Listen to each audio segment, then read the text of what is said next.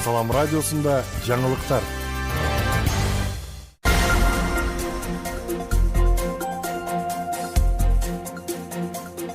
Арабаңыз ардактуу угарман жана көрүүчү, эфирде жаңылыктар түрмөгү. Аны менен мен Нурпейил Ашур кызы тааныштырам.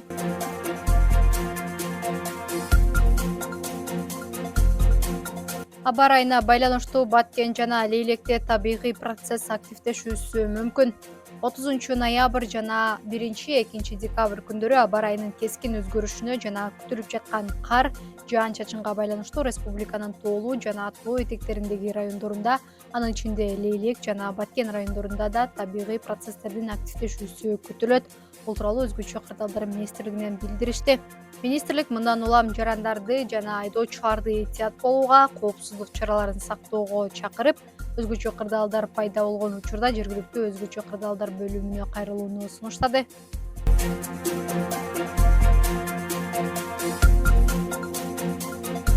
Облустук бийлик көмүрдү белгиленген баадан кымбат саткан сатуучуларга чара көрөт. Монополияга каршы жөнгө салуу кызматынын Баткен облустук бөлүмү көмүргө болгон туруктуу бааны бекитти. Бул тууралуу облустук бийликтен кабарлашты. Ага ылайык калк тарабынан суроо талап жогору болгон БР маркасындагы көмүрдүн баасы Баткен шаары жана Баткен районунда сүлүктүү көмүрү 8,5 сом, жергиликтүү көмүр 7,5 сом. Кызыл Кыя шаары жана Кадамжай районунда сүлүктүү көмүрдүн килограммы 9,5 сомдон, жергиликтүү көмүр 8,5 сом.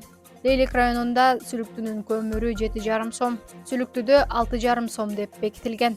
Ал эми сүлүктүүдө өндүрүлгөн көмүрдүн БК түрү Баткен шаары жана районунда 11 сомдон, Кызыл Кыя шаары жана Кадамжай районунда 12 сомдон, Лейлек районунда 10 сом жана сүлүктүүнүн өзүндө 9 сомдон сатылууга тийиш. Облустук бийлик көмүрдү белгиленген баадан жогору баада саткан соодагерлерге мыйзам чегинде чара көрүүлөрүн кошумчалады.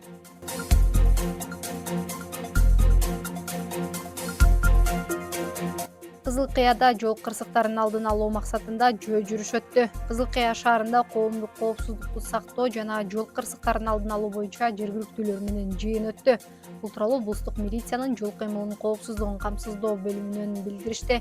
Маалыматка караганда жыйынга бийлик өкүлдөрү, билим берүү мекемелеринин мугалимдери, директорлор, мектеп окуучулары катышты. Андан соң милициянын жаш төскөйчүлөрү менен биргеликте өспүрүмдөр катышкан жол кырсыктарын алдын алуу максатында жөө жүрүш акциясы өткөрүлдү.